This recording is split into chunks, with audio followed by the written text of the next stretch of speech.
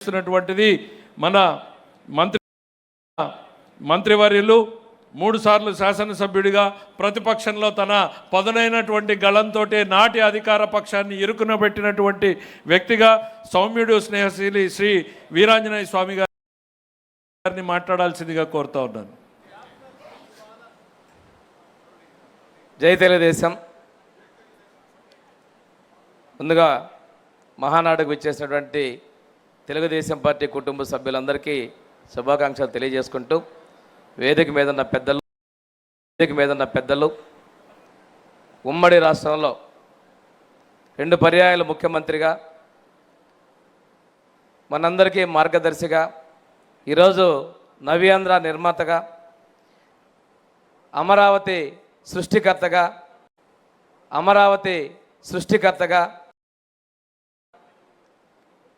సంక్షోభాల్లో కూడాను మనందరికీ ధైర్యం చెప్తే తెలుగు ప్రజలకి అండగా ఉండి ఈ కష్టకాలంలో మనల్ని సమర్థంగా నడిపిస్తున్నటువంటి మన ముఖ్యమంత్రి వర్యులు ప్రీతమ నాయకులు శ్రీ నారా చంద్రబాబు నాయుడు గారికి, అదేవిధంగా తండ్రి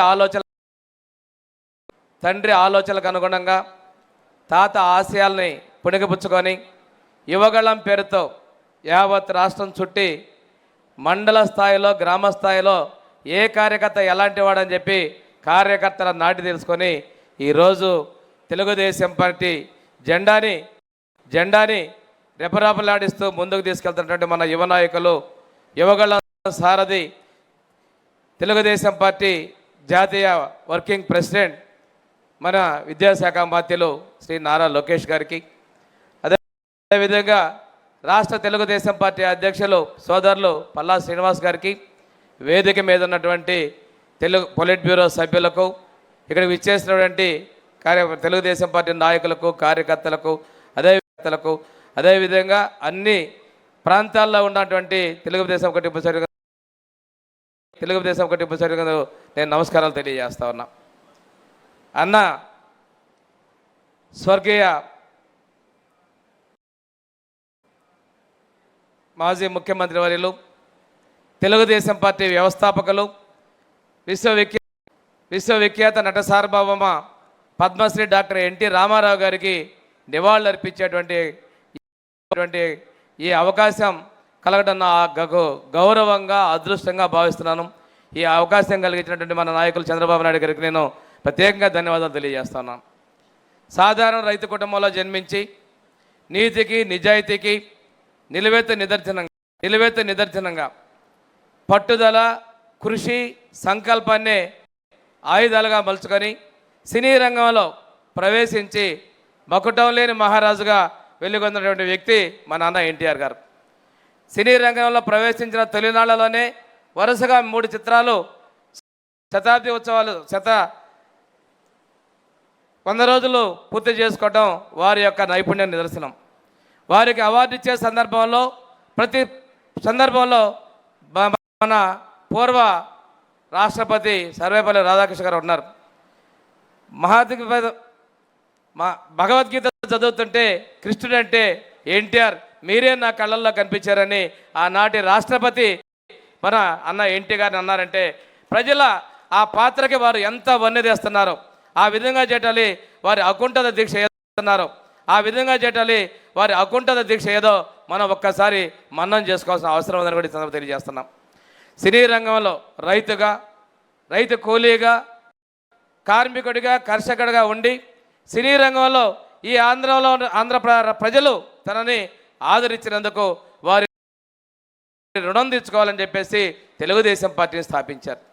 ప్రజలు కూడా తిరుపతి వెంకటేశ్వర స్వామిని దర్శించిన తర్వాత మద్రాసులోని ఎన్టీ రామారావు గారిని వారిని దర్శించుకున్న తర్వాతే వారి ట్రావెల్ ఏజెన్సీ వాళ్ళు వాళ్ళ టికెట్లు పూర్తి చేసుకునేటువంటి ఆదరణ ఉందంటే వారు ప్రజల్ని ఎంతగా ప్రభావితం చేస్తారో మనం అర్థం చేసుకోవాలి.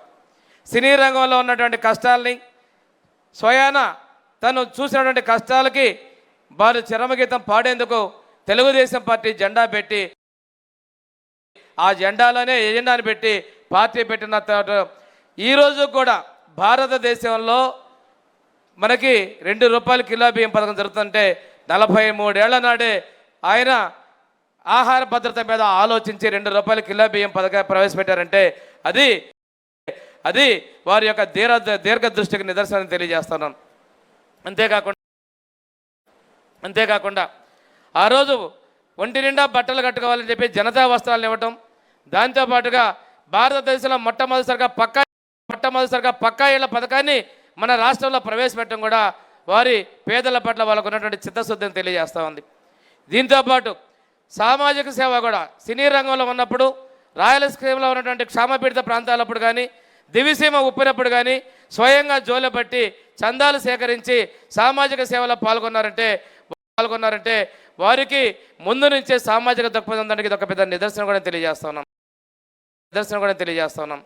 ఈ రోజున వాళ్ళు అన్న ఎన్టీఆర్ గారు మాండలిక వ్యవస్థ తీసుకురావడం కావచ్చు, మున్సిపీకరణ పటేల్ పట్వారీ వ్యవస్థ రద్దు చేయడం కావచ్చు, ఇవన్నీ కూడా సంస్కరణలు ప్రజలకి అధికారాన్ని దగ్గర చేయడానికి తీసుకున్న చర్యలను తెలియజేస్తున్నాం.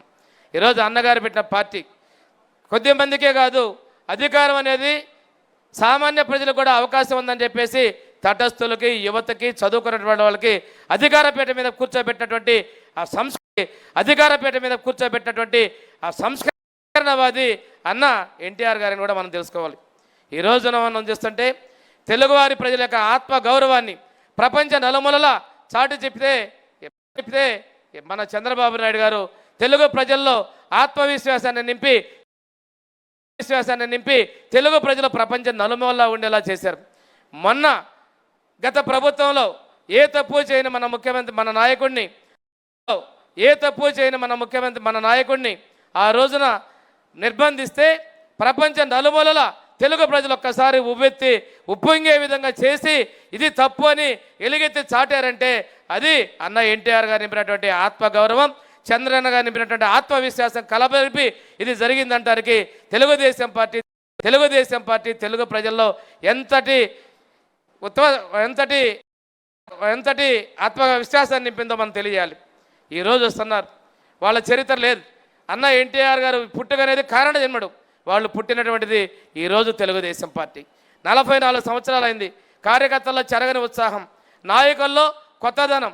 ఈరోజు మన ముఖ్యమంత్రి చంద్రబాబు నాయుడు గారు అదేవిధంగా లోకేష్ బాబు గారు కావచ్చు, ప్రజలకు మేలు చేయాలి, పేదరికం లేని సమాజం జరగాలి. ఆ రోజు అన్న ఎన్టీఆర్ ఏదైతే చెప్పారో దానికి అనుగుణంగా ఈరోజు P4 తీసుకొచ్చిన వారి అడుగుజాడల్లో పార్టీ నడిపిస్తూ కార్యకర్తల్ని ఆదుకుంటూ సంక్షేమం కోసం కృషి చేస్తూ తెలుగుదేశం పనిని ముందుకు నడిపిస్తున్నటువంటి మన నాయకత్వం, ఆ ఎగిరే తెలుగుదేశం జెండాన్ని పూర్తి స్థాయిలో విరాజిల్లతం చేస్తూ మనం మరింత ఉత్సాహంగా తెలుగుదేశం పార్టీ శాశ్వతంగా ఉండే విధంగా కార్యకర్తలు కృషి చేయాలని తెలియజేస్తున్నాం. ఎందుకంటే మన నాయకులు చెప్తారు కంటిన్యూస్గా గవర్నమెంట్స్ ఉంటేనే అభివృద్ధి, సంక్షేమం ఉంటుంది.